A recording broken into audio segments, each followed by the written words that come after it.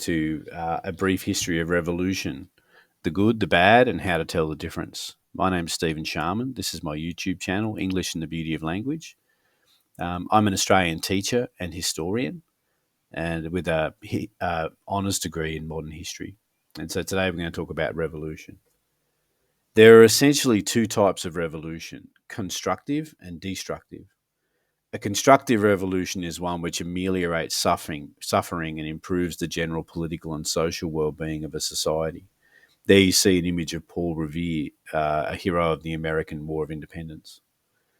Constructive revolutions can involve violence, but the outcome tends to be peaceful and progressive in the sense that what emerges from the conflict as arising out of revolution is broadly beneficial to society in terms of increased affluence, security, freedom, and accountability. Examples of constructive revolutions include the Glorious Revolution of 1688, and the American Revolution of 1775. In that image there, you see William III, or William of Orange, defending Northern Ireland at the Battle of the Boyne. Destructive revolutions are those which are dominated by excess of violence and devastation. The society which emerges is damaged and traumatized by the changes wrought during the revolution. The violence tends to endure or even escalate, while the imposition of draconian laws and corruption of institutions tends to give rise to authoritarian regimes. Examples of destructive revolutions include the French Revolution of 1789, the Russian Revolution of 1917, and the Chinese Revolution of 1949, that is to say, Mao's Communist Revolution. And the image there is of Vladimir Lenin in Russia. Our story about constructive revolution begins in England with the signing of the Great Charter, or Magna Carta, which is its Latin name, in 1215 AD by the wicked King John. John was a bad king who lost his wars and much of his land, and was then compelled by the barons or lords to sign a document agreeing that the king, quote, is above men, but not above God or the law. The key phrase there being that the king, who is at that time the lawmaker in 1215, the king or the central power is not above the law. The king must obey his own laws. Hence, over time, the English Parliament, making laws and representing the people, established its authority over the monarchy. And there's a wonderful surviving copy of the Magna Carta. I believe the only copies survive in the public space. But this is like a copy that was made in the decade after or something like that. So it's very accurate. Here's a wonderful drawing, I believe, from the 1930s of the barons holding the Magna Carta and pointing at the space for King John to sign. So the barons, obviously, were the lords of England, were these very powerful noblemen who were very close to John in terms of their power, wealth, and access to military means. So they captured him effectively and compelled him to sign this document, which forms the beginning of many of the human rights we recognise today, such as freedom to speak, freedom to assemble, and freedom to associate. So, freedom to speak your mind without being accused of being seditious, freedom from being accused of being a criminal by association. So, if one of your friends gets into trouble, that doesn't make you guilty, and freedom to gather in groups without being accused of rebellion. King John's tyranny inspired the barons' claims, but none of those involved could have guessed how the fundamental human rights outlined in the Great Charter would eventually be applied to many millions of ordinary men and women to the betterment of their lives. In the 17th century, the Glorious Revolution was a profound moment in English history when the tyrant King James II, son of the executed Charles I, fled the nation, and the English Parliament passed a law declaring that James had abdicated the throne. The Parliament then appointed another man as king. That's William III, William of Orange. And from that day onward, the English monarch was dependent upon Parliament for their authority. So the historic nature of that decision and that codified in English law goes all the way back to Magna Carta. And you can see a line drawing there of James. An incredibly historic moment where effectively the Parliament takes control of the monarchy. Relatively peacefully, the revolution was not bloodless, but the violence surrounding the historic events never escalated to the stage of mass killing or sustained persecution. James Stewart, or James II, subsequently attempted to invade England a number of times, but failed. He marshalled his forces in Ireland, his French mercenary forces, but they were defeated by William. And here you see the image of the notorious hanging judge, Judge Jeffreys, who worked for James, obviously, being accosted by a mob in the streets of London in 1688. James had some opponents of his arrested, and they were being taken to the Tower when the people of London rose up against him, and James fled, never to return. Now, the American Revolution, beginning in 1775, was clearly inspired by the principles of Magna Carta and the Glorious Revolution, remembering that the colonists of Virginia, which formed the basis of the American expansion of becomes the United States, they were British colonists. Other colonists lived in the Americas, but the Virginian colony, which grows and becomes America, was a British. So they have that heritage of Magna Carta and Glorious Revolution.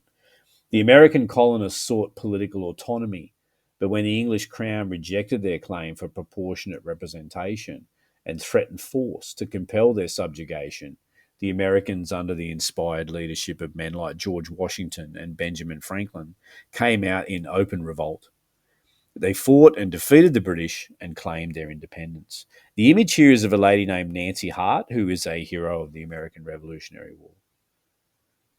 The American nation, despite a mixed record of displacement of Native Americans and exploitation of industrial slavery, is the first modern republic and has generally been a force for good in the world, helping defeat both Imperial and Nazi Germany from 1917 to 1945, while also containing the evils of communism and fighting the spread of communism in Korea, Vietnam, and many other places,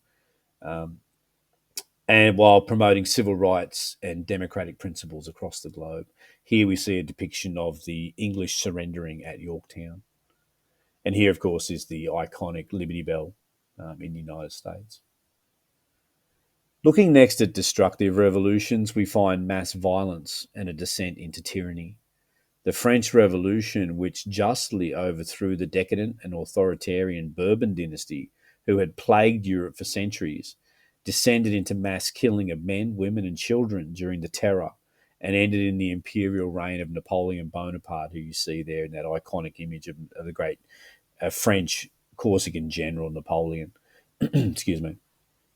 Bonaparte was a Corsican tyrant who invaded Spain, Egypt, and Russia, and whose thirst for power caused untold numbers of innocent deaths. Republican France struggled with violence and tyranny throughout its undistinguished history until the rise of a federated Germany in 1871 sealed the fate of the once proud nation of France, which today is a mere shadow of its former glory under Charlemagne and Louis XIV. And here we see an image of the beheading of King Louis XVI, the final Bourbon monarch. Here's a powerful image that I selected of war in the streets in Paris, I assume. And you can see there, I believe that's an image of a soldier committing suicide in the foreground, central there, while the revolutionaries approach. And you can see another soldier fighting a guy on the stairs. I picked this image because you get a sense of the carnage and the chaos of the scene. That's a good example there of what revolution can do to a nation. And I'm not sure that nations truly can recover from such violence as it escalates and becomes out of control and the revolutionaries start murdering women and children. In Russia, the murderous Leninist tyranny of 1917 was replaced by the demonic Stalinist regime, which murdered countless millions of its own people. The Russian Revolution followed a pattern similar to that of the French. Violent anarchic revolution characterized by chaos and mass violence, a bloody civil war leading to international war, entrenched tyranny and escalating violence, ending in disastrous collapse and national decline. Just to be clear about that, if you trace the French and Russian revolutions, there are quite a lot of vectors that pan out in similar directions. It begins with a violent eruption of the people, which is harnessed by revolutionary forces and expresses itself in mass violence towards different classes and groups in society, including all kinds of heinous rapes and murders and assassinations.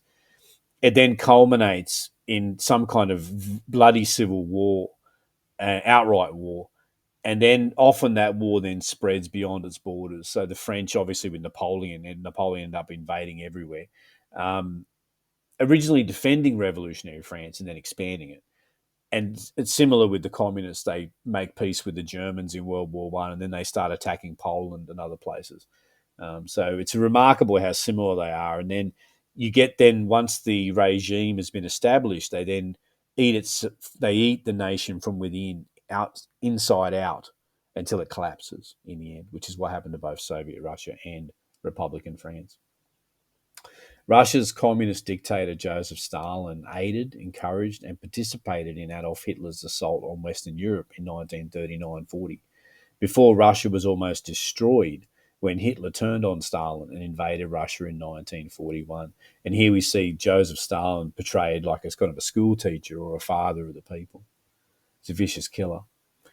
Here's this fantastic painting that I found of this is the Russian Civil War. You've got the Tsarists fighting the communists. Amazing image there.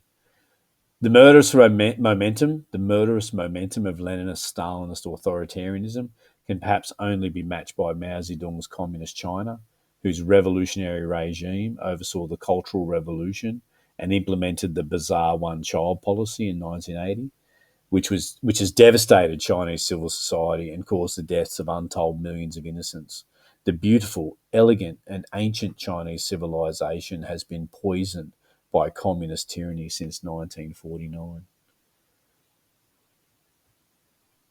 India, by way of contrast, enjoyed a constructive revolution under the inspired leadership of Mahatma Gandhi. India today is a democratic nation with the fifth largest economy, the world's largest population, and has not descended into policies of mass murder and genocide. And there's a wonderful image there of the Mahatma on a stamp. That's great. So, constructive revolution can bring freedom and security to a people who may be required to fight for their rights in the face of tyranny, but who do not lose their humanity and refrain from heinous acts once the conflict nears an end. Whereas destructive revolution escalates in degrees of violence and leads inevitably to a tyranny far greater and more pernicious than that which was supplanted by the original revolution. And there you see the sad image of Marie Antoinette, the Queen of France, being beheaded by the revolutionaries. Thank you. If you'd like, you can follow me at my website, with the URL is novelty.info, and also on Substack at stevesham.substack.com.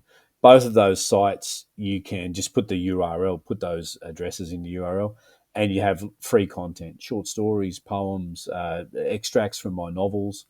So please feel welcome to access those and to follow me. It's all free. Thank you very much.